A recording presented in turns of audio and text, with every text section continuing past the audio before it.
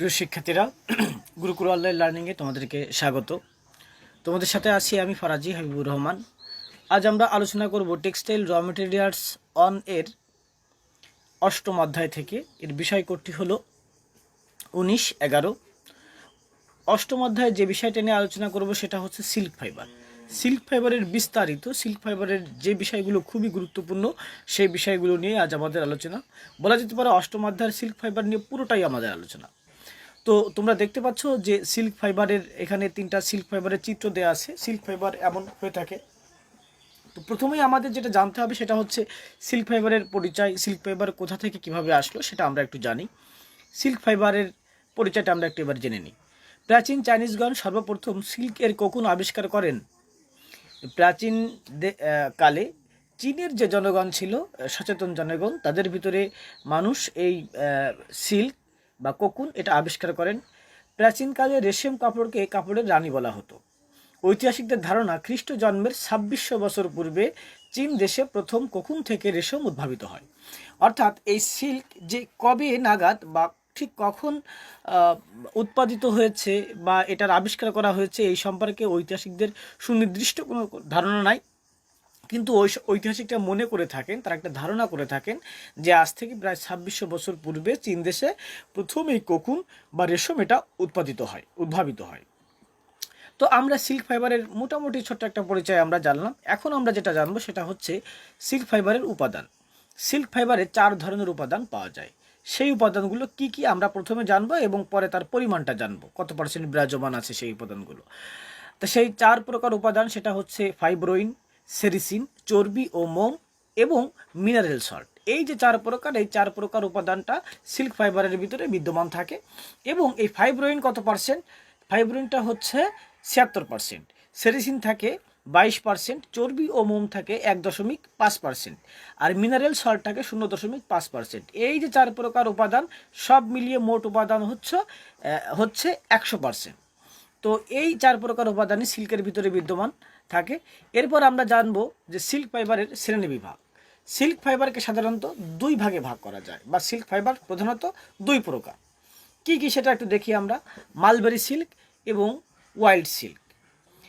Wild সিল্কে আবার কয়েকটি ভাগে ভাগ করা যায়। এটা বিভিন্নভাবে অনেকেই অনেক রকমভাবে ভাগ করেছেন। কেউ 5 ভাগে ভাগ করেছেন, কেউ আবার 8 ভাগে ভাগ করেছেন, কেউ 7 ভাগে ভাগ করেছেন। কিন্তু অধিকাংশ জায়গায় দেখা যায় এটা 7 ভাগে ভাগ করা আছে আর কি। তো এ কারণে সুনির্দিষ্ট করে সিল্ক এত প্রকার এটা বলা খুবই কঠিন ব্যাপার, বা এটা বলা যায় না। এ কারণে আমরা কয়েকটি ভাগে ভাগ করেছি। সেই ভাগগুলো কি কি আমরা একটু দেখি। তসর সিল্ক, নাম্বার 1 হচ্ছে তসর সিল্ক, নাম্বার 2 হচ্ছে Eri silk, number 3 Muga silk, number 4 fagara silk, number 5 mussel silk, number 6 spider silk, number 7 yamamai silk. তো এই যে 6 প্রকার সিল্ক, এটা হচ্ছে ওয়াইল্ড সিল্ক। আমরা এক নজরে বা দেখলাম যে সিল্ক ফাইবারের শ্রেণীবিভাগ। এখন আমরা দেখব সিল্ক ফাইবারের ব্যবহার।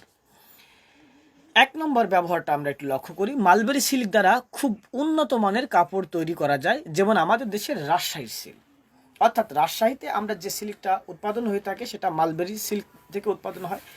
এই রাজশাহীর সিল্কের আমাদের দেশে যেমন এর কদর আছে, বাইরের দেশেও এর কদর আছে, বাইরের চাহিদা আছে, এবং এটার ডিমান্ডও এবং গুণগত মানও কিন্তু অত্যন্ত ভালো। নাম্বার 2 ব্যবহার বা 2 নম্বরের ব্যবহার আমরা একটু দেখি। তসর সিল্ক দিয়ে বিভিন্ন প্রকার শৌখিন পোশাক, সজ্জামূলক কাপড় তৈরিতে ব্যবহৃত হয়। অর্থাৎ তসর যে সিল্ক আছে এই প্রকার সিল্ক দিয়ে শৌখিন পোশাক, অর্থাৎ মানুষের শখের যে পোশাক থাকে সেই পোশাকগুলো তৈরি করা হয়। সজ্জামূলক কাপড় তৈরিতেও এটা ব্যবহার করা হয়।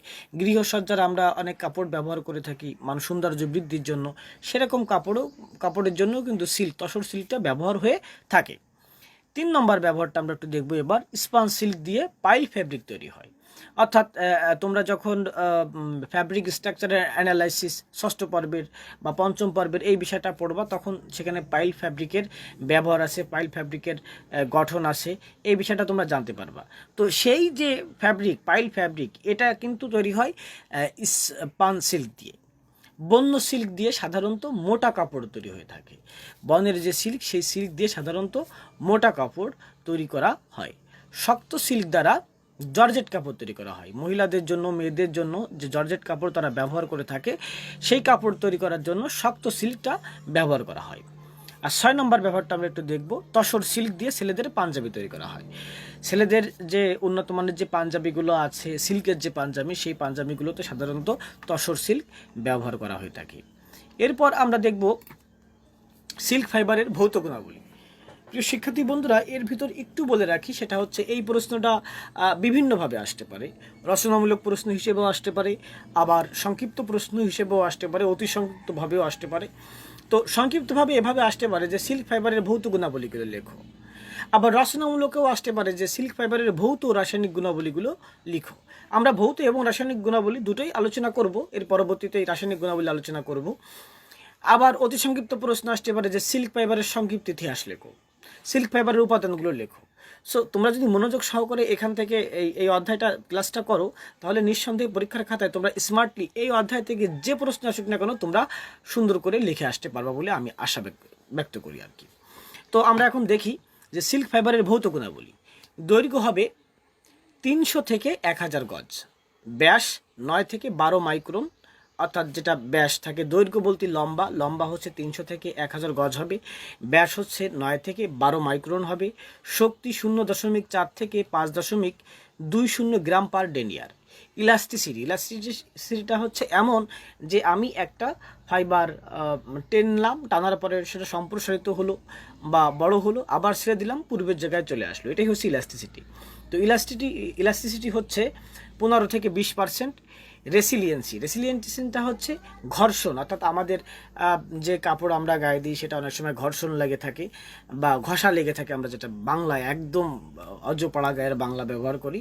এরকম ঘর্ষণের ফলে যেটা অনেক সময় ভুয়া উঠতে পারে, আঁশ তৈরি হতে পারে, গুটি গুটি নেপস তৈরি হতে পারে, এমনটা হতে পারে।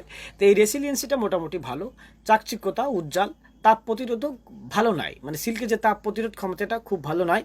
আপেক্ষিক গুরুত্ব 1.25। তো এটা হচ্ছে ভৌত গুণাবলী। আমরা এরপরে দেখব রাসায়নিক গুণাবলী। তো সিল্ক ফাইবারের কী কী রাসায়নিক গুণাবলী আছে সেগুলো আমরা একটু দেখে নিই। ব্লিচে ক্রিয়া, অর্থাৎ ব্লিচের কাজটা কেমন? শক্তিশালী ব্লিচে এটি ক্ষতিগ্রস্ত হয়। এখানে বলে রাখি যে শক্তিশালী ব্লিচে ক্ষতিগ্রস্ত হয়, কিন্তু দুর্বল ব্লিচে এটা কিন্তু তেমন একটা ক্ষতিগ্রস্ত হয় না।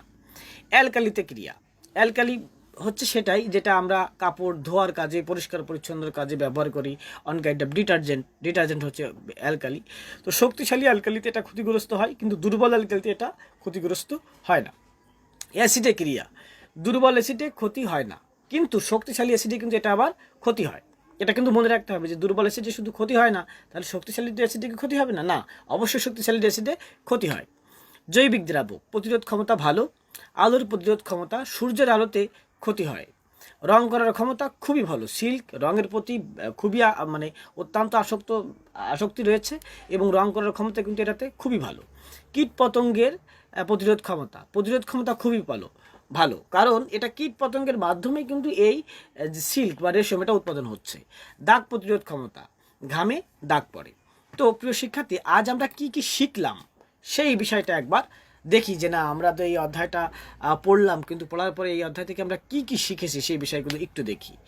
আমরা প্রথমেই শিখেছি যে সিল্ক ফাইবার, অর্থাৎ সিল্ক ফাইবারের পরিচয়টা সম্পর্কে আমরা জেনেছি, সিল্ক ফাইবারের উপাদান সম্পর্কে আমরা জেনেছি, সিল্ক ফাইবারের শ্রেণী বিভাগ সম্পর্কে জেনেছি, সিল্ক ফাইবারের ব্যবহার জেনেছি, সিল্ক ফাইবারের ভৌত গুণাবলীগুলো জেনেছি, সিল্ক ফাইবারের রাসায়নিক গুণাবলীগুলো লিখেছি। অর্থাৎ এই 6টা গুরুত্বপূর্ণ বিষয় কিন্তু আমরা দেখলাম। আমি আশা করি যদি এই 6টা বিষয় বা এই ক্লাসটা তোমরা মনোযোগ সহকারে দেখে থাকো, নিঃসন্দেহে পরীক্ষার খাতায় এই অধ্যায় থেকে যে প্রশ্ন আসুক না কেন তোমরা লিখে আসতে পারবে। প্রিয় শিক্ষার্থী, আমাদের ক্লাস দেখার জন্য তোমাদের সকলকে ধন্যবাদ। তোমাদের সুস্বাস্থ্য কামনা করে আজ এখানেই শেষ করছি। আমি ফারাজি হাবিবুর রহমান। ধন্যবাদ সবাইকে।